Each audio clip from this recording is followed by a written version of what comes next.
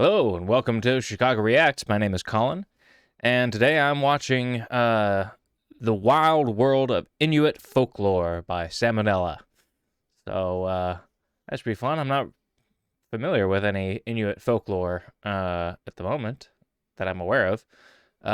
So I'm looking forward to hearing what kind of stories they have. I love folklore and learning all those stories. I find them fascinating, and I think it's really interesting. There's a lot of similarities in a lot of folklore, but yeah. So I don't know what else to say. It's been a minute since I've seen a Salmonella video, at least a couple of weeks. So uh, I'm ready to get back into these videos here. And I did learn. I saw in some of the comments on a previous Salmonella video that he does in fact do it all himself, which I find incredibly impressive, and it would explain why the videos are few and far between. So yeah, well done, Salmonella. But yeah, I guess that's enough of an introduction. So be sure to like, share, and subscribe before we get started. I'll give you a few moments to do that. And all right, that's enough time. All right, thank you for liking, sharing, and subscribing. Now let's bring up the share view here and get into it, shall we?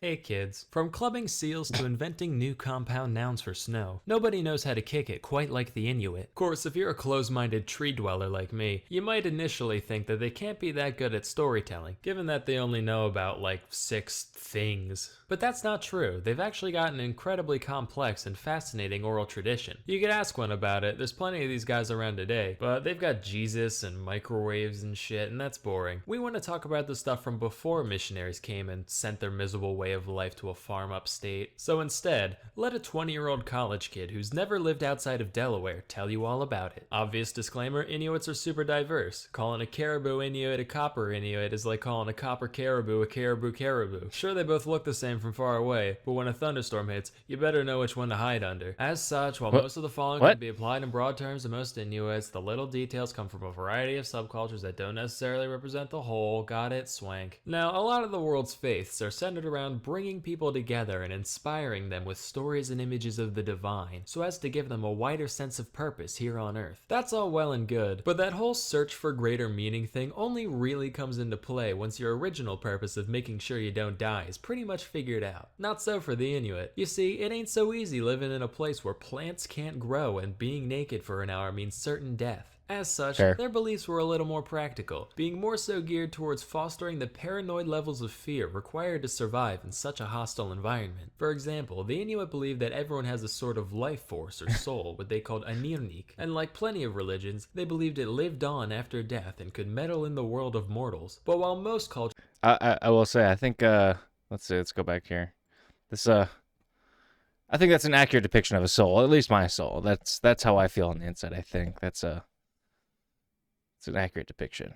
I don't know about how you guys feel, but my soul looks like that. I'm pretty certain if souls do in fact exist. And after death and could meddle in the world of mortals. But while most cultures regard animals as being spiritually inferior meat puppets, to the Inuits, a creature's soul is just as powerful and vengeful as that of a person. And like I said, up there in the Arctic, not much greenery in the scenery, so they basically had no choice but to devour nothing but souls every single day. And wouldn't you know it, souls don't much care for getting ate. So the Inuit made sure to follow a complex set of guidelines on how to placate their prey in the afterlife, lest the pissed off ghost of that Arctic tern whispers sweet nothings into a polar bear's ears and turns your whole village into a big Japanese flag by sunrise. Here's a few. If you kill something, make sure you eat it all. Just as an American who doesn't clean his plate doesn't get dessert, an Inuit who doesn't eat all his walrus doesn't get any more walrus. Ever. Till they starve. If you kill a polar bear, make sure to point its head towards the direction it came from so it can find its way home more easily. If you pull a seal out of the water, give him some fresh water so he's not thirsty when you bash his brain in. Also, its spirit lives in its bladder, so make sure to hold on to it until the yearly bladder festival, wherever... Wait, are those legit, like, aspects of their folklore? Like, the if you kill a polar bear, make sure its head is facing the direction it came from? Really? Huh. And then the thing about giving the seal a fresh glass, there's no way. What does the fresh glass of water have to do? I don't want to. Well, I shouldn't say there's no way, but I don't know. I think I need more explanation. More. Yeah. Yeah. More in-depth explanation of that, please. Everyone gets together, blows up their bladders like balloons, and throws them out to sea so they can God, reincarnate into new seals. These taboos that's aren't all just about horrifying. hunting, though. For some reason, there's a load of them about pregnancy. Don't make fun of people's facial features, or else the baby will have the same features. Don't walk backwards, or else the baby will come out backwards. Dangerous. Face your bed towards a doorway, or it'll come out sideways. Also dangerous. Don't wrap rope around your hand, or it'll come out with the umbilical cord around its neck. Extremely dangerous. Don't drink Eee. directly from a soup bowl, or it'll come out with dark skin. Not touching that one. Don't put a bowl on your head, or else it'll be wearing the placenta like a hat. Too hilarious. And the list goes on. Central to the consequences of breaking a lot of these rules is the being known as Sedna. The story behind Sedna varies pretty wildly between different groups of Inuits, but here's the gist of it. She was once a young girl who pissed everyone off, either by being annoying, or eating too much food, or rejecting an arranged marriage, or marrying a dog for some reason. So her father throws her out of a kayak, and when she tries to get back in, he chops off all her fingers. Oh, The sea God. goddess sees this, furrows her long floppy seaweed brow, does a sassy snap, and the girl turns into an immortal sea witch, while her disembodied fingers turn into the first seals. And to this day, Sedna sits at the bottom of the ocean, growing new fingers which promptly fall off and turn into all the world's seal lions and narwhalruses. That is until someone goofs up in some small arbitrary fashion like, "Yo, Sedna, bad news. I just caught a guy chewing a piece of blubber. What's wrong with that?" Well, he wasn't looking north while he did it. Are you fucking kidding me? In his defense, he was standing right on the pole, so he literally couldn't look anywhere but south. He could have moved. That's it. No more fingy foods for 3 moons. Another fun creation myth. What? God, a lot of folklore are really terrifying. Like all around the world, folklore, like they got some really dark, fucked up monsters in their folklore. that's yeah, disturbing. Just the idea that the all seals and narwhals and stuff come from fingers. But that, yeah, the dad throwing the daughter out of the canoe, and yeah, I do not blame that sea witch for enacting revenge. Like, yeah, that's fucked up. It's dark. This is how the moon and sun came to be. So long ago, there were these two siblings named Melina and Iningin. The two got along Ningen. just fine as kids, but I as like the that two name. got older, they were put into their respective genders' living areas and saw each other less and less. Then one day, Iningin got the feeling that his lower nose was in dire need of some Eskimo kisses. So that night, he snuck into the women's lodges, saw his sister, thought, I pick that one, and proceeded to do, unspeakable things, technically becoming his own Eskimo brother. But it was too dark at the time for Melina to tell what happened. The next night, Iningin's like, "I'll fucking do it again." Only this time, Melina smears soot all over his face. So later, she goes over to the men's lodges, and who has crap all over his face but her brother? This makes her so mad that she cuts off her own breasts with a knife, puts them in a bowl, throws them at Iningin, and says, "If you enjoy me so much, then here, eat them. Go ahead. Eat my disembodied, quivering titties." She runs off into the night with a torch, and Iningin is really remorseful or horny or something, so he chases after her with his own torch, and they end up running so fast that they took off like a plane into the sky, and Melina became the sun while Iningin became the moon. Excuse me, God Mrs. damn. Mulder, if the sun... That's hardcore. Jesus Christ.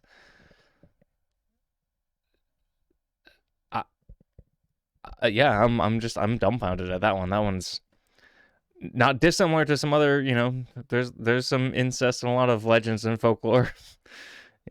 Just I don't know if I know Oedipus was a play, but was it a folklore or legend beforehand? I don't know. I don't remember. But yeah, eek. Gross. But I feel like that the sister's response, that was hardcore. That was heavy metal. That was yeah. Don't fuck with her. sun and moon didn't exist yet. How did he do that stuff at night when there was no night? Shh. Now, some details of the story are tied into real-world phenomena. Some say that an Ingan tripped and messed up his torch, which is why the moon is so dim. And the moon cycles are because he gets really skinny from chasing after her for so long. And the new moon is when he goes away for a few days to hunt seals so he can fatten back up. But here's the kicker. Nobody ever explains what the whole lopping off her tits part was supposed to represent. That's entirely just creative liberty. Just like, ah yes, that's why the sun doesn't have tits. I mean, I guess to me it seems like, you know, the breasts and all that are part of, you know, the female body and something that is sexualized by men. So learning that you've been sexually assaulted by someone, in particular, in this case, your brother, cutting off those things that were maybe, you know, causing him to act out that way because it doesn't have any self-control. Yeah, it kind of makes sense to me. I don't know. Like I said, it's fucked up and hardcore, but I don't know.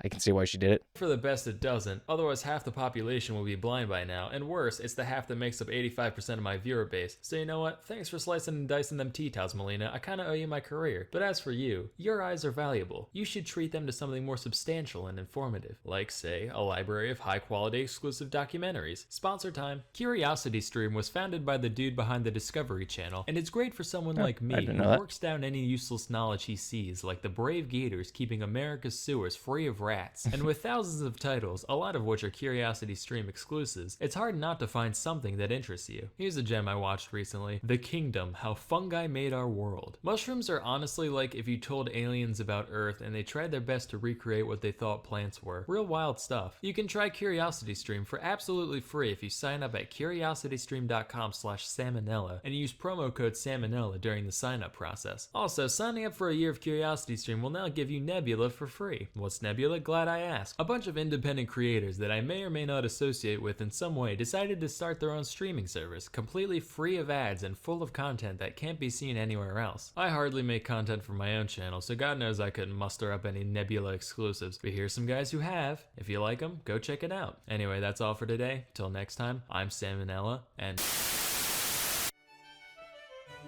Alright. Okay. Interesting. You know, kind of horrifying, like most folklore, as I mentioned before. That's to be expected, I suppose. You know, I might do my own research or follow-up research and some Inuit folklore just to get some more context, more details. You know, this is a good introduction, but I think there's probably, I don't know, better other sources out there to get a little more information about these. Yeah. That was fun. All right, I'm doing another one of these Salmonella videos that should be coming out around the same time as this one, so keep an eye out for that. Be sure to like, share. That wasn't supposed to happen. What I was saying was like, share, and subscribe if you want to, you know, make sure that you see the next one of these videos of my reactions to Salmonella video. All right. Well, thanks for joining us today. And I'll see y'all next time. Here are the patrons.